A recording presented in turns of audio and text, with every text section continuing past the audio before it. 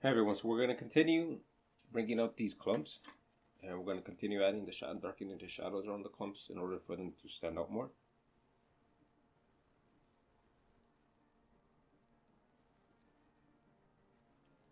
And from here on, we're going to be darkening the area bit by bit. So we'll start using a chamois towel, and we'll just start darkening as we bring out the shadows.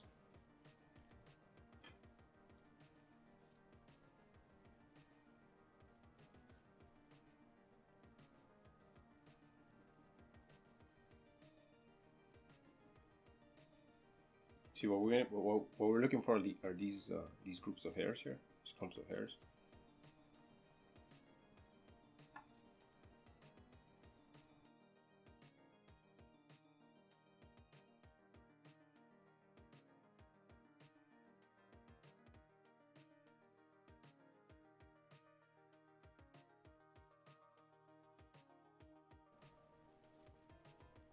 So this is a part where you really gotta get in there and just look for these small little shadows in between the indentations.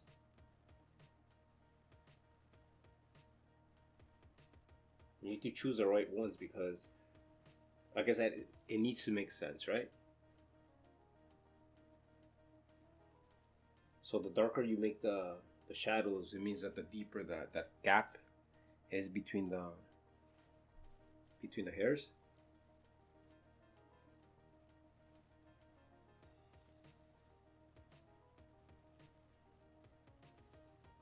So let's say, for example, right here. See, if we darken this,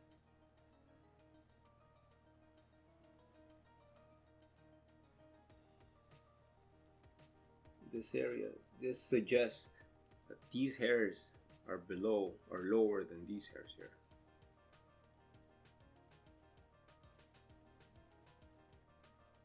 Again, it needs to make sense, right? So that's what I mean. Like, your understanding of hair comes into play here because you're looking for these patterns.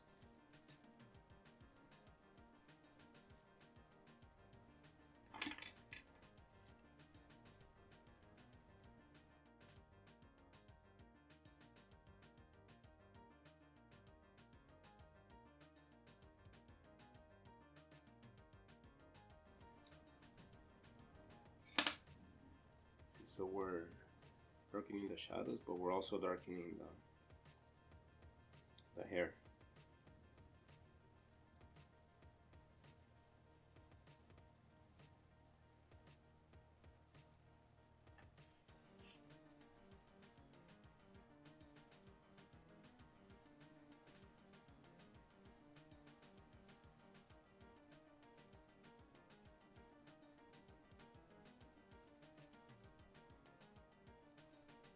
If you really get close, you'll be able to see these single hairs that are loose, and you see them overlapping the other hairs. And that should indicate which hairs are below and which hairs are above.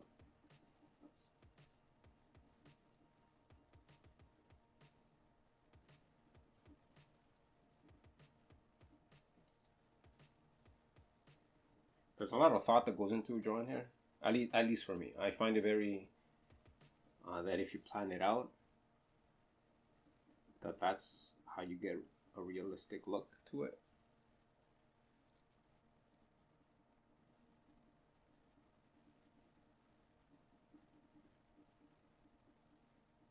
Because hair behaves differently under different conditions, and like I said before, like a lion's mane is very, very unique. It's different hair, and so you need to plan it out well.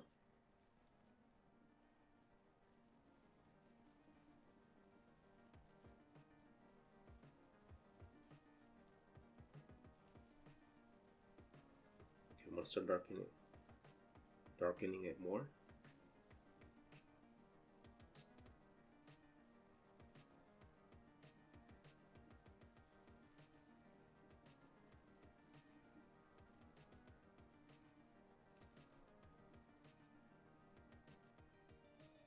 I can already tell which hairs are going to be below and which hairs are going to be under, which hairs are going to be, which layer is going to be darker and which layer is going to be lighter.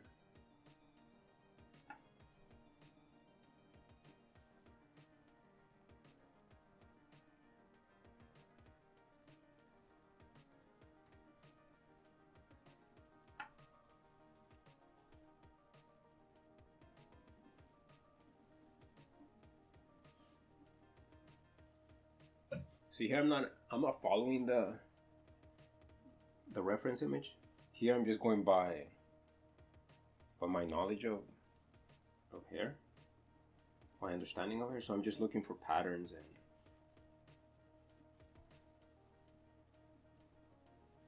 and shadows that I think should be dark.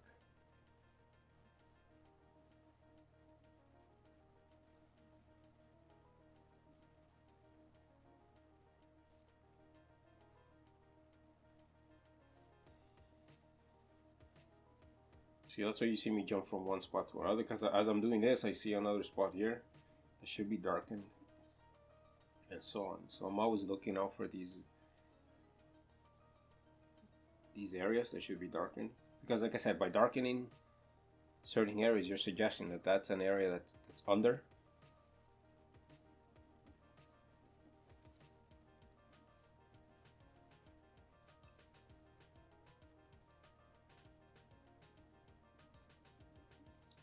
See the edge, because it's closer to the edge, there's less hairs.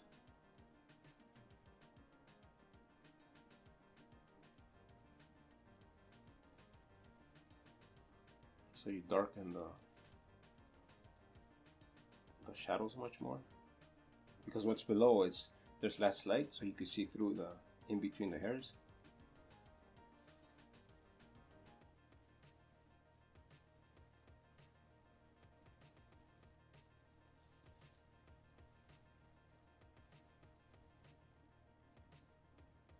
For me, drawing hair, it's a tedious process, but I just love all the steps that you need to do in order for it to look like hair. Because I know in the end, it's all worth it.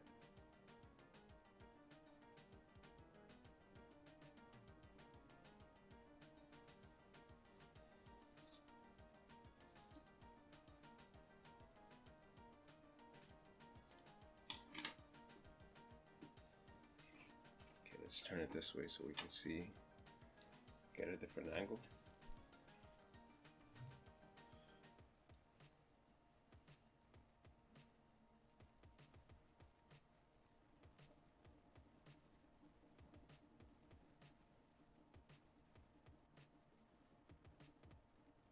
See, we're gonna darken this area right here.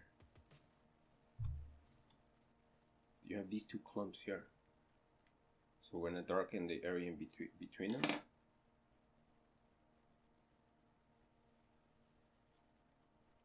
So by doing that, you're suggesting that's like a sunken in area. So you have these two groups of hairs, and then you have another one in between that's coming from under.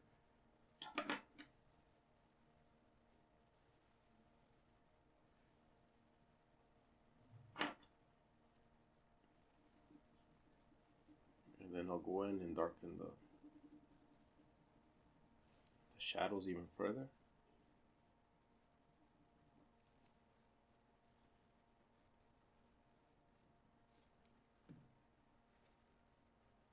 See, and then if I want, I can go in and tap out a couple of single hairs. See, I highlight the tips, but then the ends, I darken them. So that's giving the illusion that the hair is coming from under and it's coming up from under here.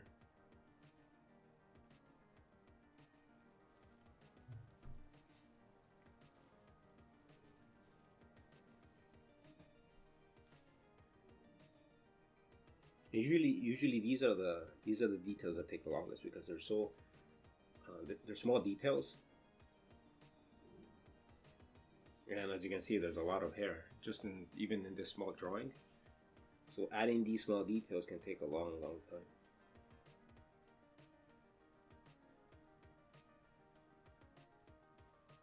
again, most people wouldn't even recognize, wouldn't even notice this hair that it looks like it's coming from under. But when you have a lot of those small details, they all come together and they make the drawing look so much more realistic.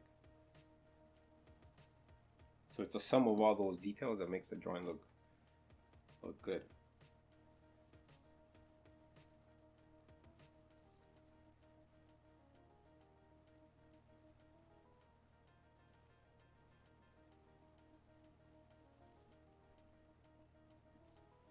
See, and then I have another section here.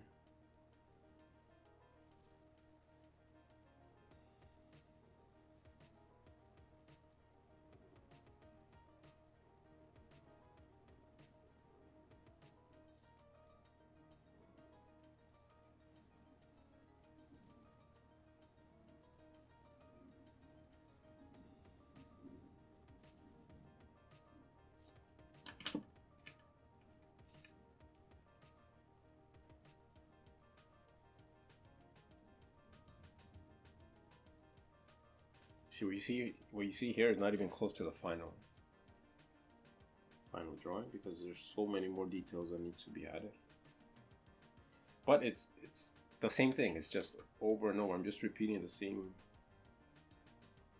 steps. So I'm just looking for these shadows and layers that I'm separating.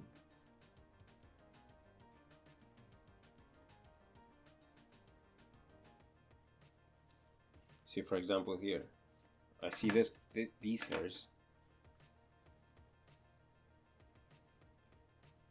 See that you have those hairs coming, they start here and they meet at the end. So that suggests that these hairs are below, right? So I just darken them.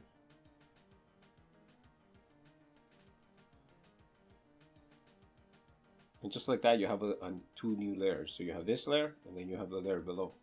And it makes this one, the hairs above, stand out much more.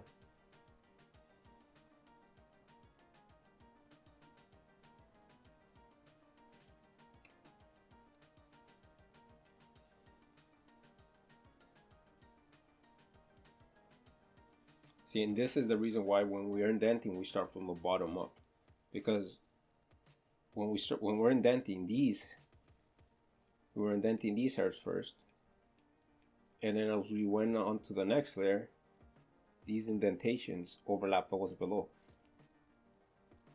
So when we start adding pencil, you'll notice these layers. You'll notice which hairs are overlapping the other ones, the hairs below. If we started from the top to the bottom, it would look upside down. It wouldn't look natural.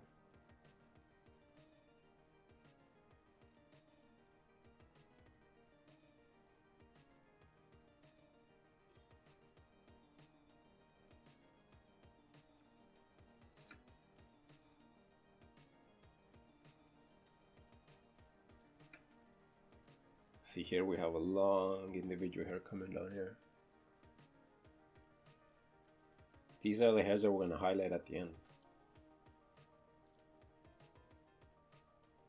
And those are the hairs that are going to be at the top, over everything else, over all the other hairs.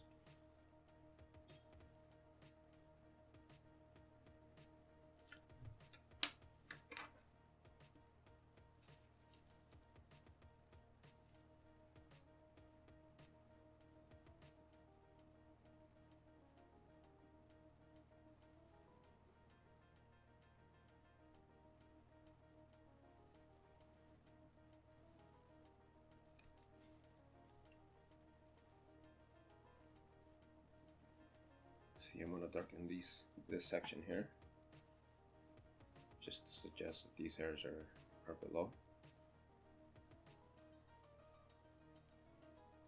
So you have this, again, it's the same thing as here. You have these two clumps, and then you have hair coming up from under.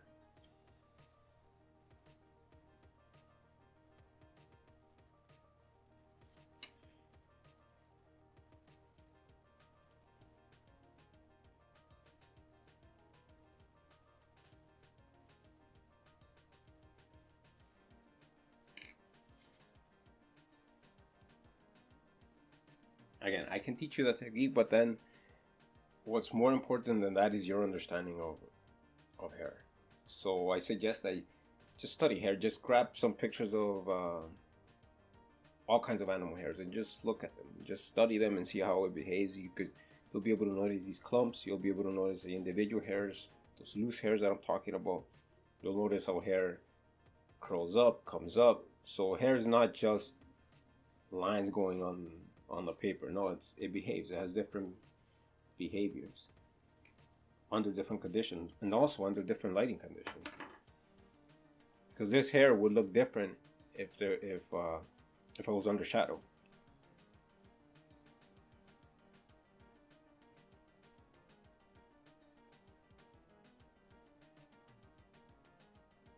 So knowing all those things is really important when it comes to drawing here. See here, I'm gonna extend this clump. So you have this clump here, but I'm gonna extend it on here.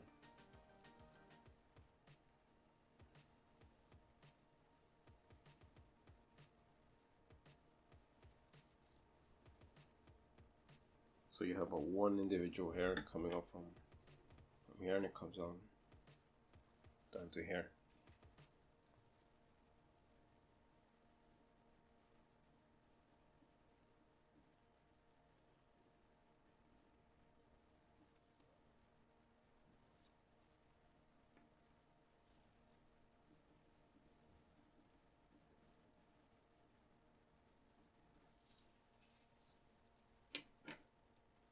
So from here on, I'll just keep doing the same thing. The same thing we've been doing here. We're going to do at the top here. And we're going to do here also. On the other layers.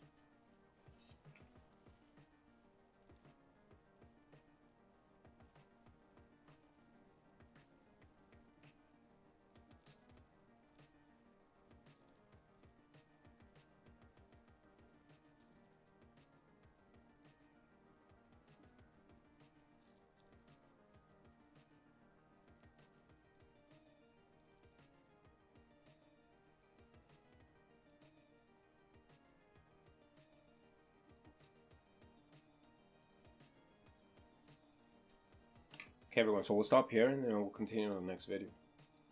But this is like the most important part, because this is where you start bringing out all those small details that we're looking for, because we're looking for that frizzy look, that messy look that a lion's mane has, and this is where we start adding that. So thanks for watching, you guys, and I really appreciate it for you to subscribe and give it a thumbs up, give this video a thumbs up, and I'll see you guys next video.